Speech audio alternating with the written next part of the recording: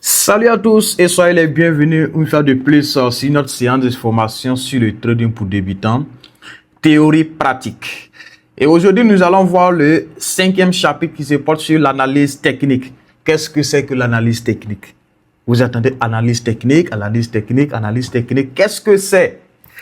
Ok? Donc, on va voir en définition, l'analyse technique est l'un des piliers les plus importants du trading moderne. C'est grâce à cette analyse technique que un trader peut analyser les mouvements d'un marché, les tendances, les zones importantes et les opportunités d'achat et de vente. Ok? Donc, sans même des analyses techniques, sans même une analyse technique, un trader ne peut pas trader. Vous comprenez? C'est comme on prend un exemple avec quelqu'un, un conducteur par exemple qui roule les yeux fermés. Vous savez, cette personne va aller rentrer en brousse. Cette personne va se briser. Vous comprenez? Donc, quand tu viens en trading et que tu ne maîtrises pas ce qu'on appelle l'analyse technique, tu vas beaucoup faire des erreurs, tu vas beaucoup échouer, tu vas beaucoup perdre ton argent. Donc, l'objectif de l'analyse technique, c'est quoi? L'objectif de l'analyse technique, c'est de comprendre d'abord le comportement même du marché avant de prendre des décisions les plus intelligentes, soit pour entrer sur le marché, faire des ventes ou des achats. Donc, dans le graphique, nous allons apprendre comment lire même un graphique. Quand on ouvre un graphique sur TradingView, comment interpréter le graphique. Comment identifier les tendances. Comment repérer les supports et les résistances. Et enfin, comment comprendre même la structure du marché. Ok? Donc, en définition du petit 1, qu'est-ce que c'est que l'analyse technique même? Donc, l'analyse technique consiste à étudier les graphiques, les mouvements de prix, l'historique même du marché. Vous savez, chaque histoire, chaque marché, chaque actif financier a une histoire passée. Donc, c'est l'analyse technique qui va te permettre d'étudier l'histoire même de l'actif en question. Comprendre d'abord l'histoire passée de l'actif pour mieux vraiment anticiper les prochains mouvements qui vont venir sur l'actif financier que tu vas vouloir trader. Est-ce qu'on se comprend? Donc, il faut que tu étudies d'abord. Et c'est cette analyse technique qui va te permettre vraiment d'étudier l'historique de chaque mouvement, de chaque marché financier. Au deuxième point, nous avons les graphiques. Il existe plusieurs types de graphiques. Voilà. Donc, les plus utiles sont les suivants. On a le graphique en ligne. Je vous ai dit, c'est une formation théorie pratique. Et nous allons aller voir sur le graphique. Qu'est-ce que c'est que le graphique en ligne en fait? Et quand on prend le graphique en ligne, il ressemble à quelque chose comme ça.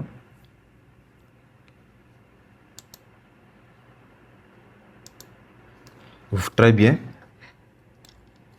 Donc, nous voici sur le graphique. Voici, on va prendre le graphique en ligne. Voilà. Quand on met un graphique en ligne, voici ce que ça donne. C'est le graphique en ligne comme ça. Vous voyez? Vous voyez ce que ça fait? Ça, c'est le graphique en ligne. Et quelle est l'importance de ces graphiques?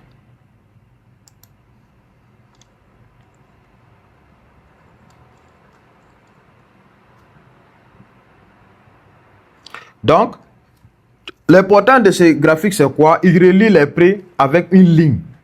Ça veut dire exact. Ça veut dire qu'il donne des trucs, des précisions exactes. Vous comprenez? Et la vue même est bien claire, bien propre. Voilà. C'est très simple à lire et très facile à utiliser en fait. Voilà.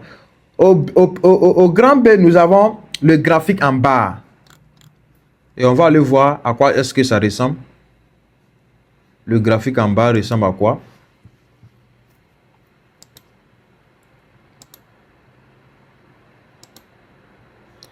Donc, on va mettre les graphiques en bas. Regardez à quoi est-ce que ça ressemble. Regardez. Graphique en bas.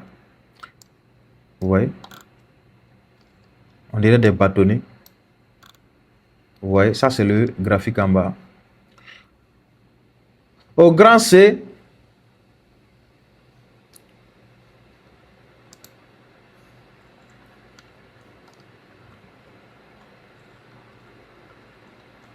donc l'important de ce graphique en bas aussi c'est quoi? C'est plus détaillé. Il montre l'ouverture, fermeture du marché. Voilà, de chaque bougie au moins. Voilà, de chaque actif financier. Il montre les zones les plus hauts, les zones les plus bas. Donc, au grand C, on a le graphique en bougie japonaise. On peut dire que ce graphique, même la majorité, la plupart des traders utilisent.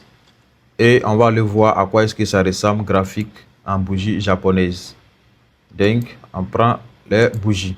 Voici à quoi est-ce que les graphiques japonaises ressemblent.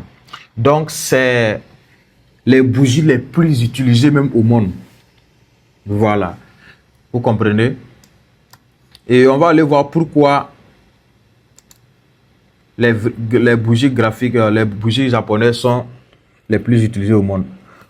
Pourquoi? Parce que ces bougies te permettent de voir clairement la force même des acheteurs. Vous comprenez? La force des acheteurs, c'est quoi? On a vu dans les chapitres précédents, on dit, quand vous voyez les bougies vertes comme cela en train de monter, ces bougies vertes en train de monter, on va faire avec cette ligne. Donc, à partir d'ici, on peut dire à partir d'ici comme ça, quand vous voyez les bougies vertes en train de monter comme ça veut dire que c'est la force des acheteurs qui sont sur ces terrains. Vous voyez? À partir d'ici. Donc, quand on prend ici, ça montre clairement la force, la présence des acheteurs sur le marché. Vous comprenez? Quand on prend, on peut prendre, même si les bougies vertes sont mélangées un peu, mais si on prend ici, à partir d'ici,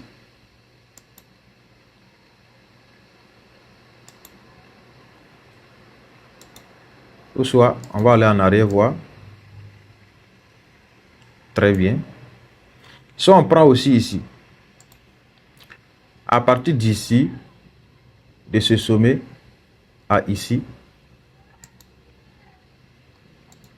ici, ça montre la présence des vendeurs. Ça veut dire que les vendeurs sont rentrés ici. Les vendeurs sont rentrés sur ce point et ils ont combattu jusqu'à ces creux-là. Donc, ces bougies japonaises nous permettent de repérer facilement les différentes zones des acheteurs et de vendeurs en fait. Vous comprenez? Donc, raison pour laquelle la majorité des traders, quel que soit tu es débutant ou bien tu es un trader professionnel, utilisent ces bougies japonaises là. Et nous allons mieux étudier. Ces bougies dans le chapitre 6. Voilà, on va voir les différents types de bougies qui existent. Voilà, et quels sont les trucs, les bougies les plus utilisées et les bougies les plus vraiment utiles dans le trading. Au troisième point, on a les unités de temps. Chaque graphique possède une unité de temps.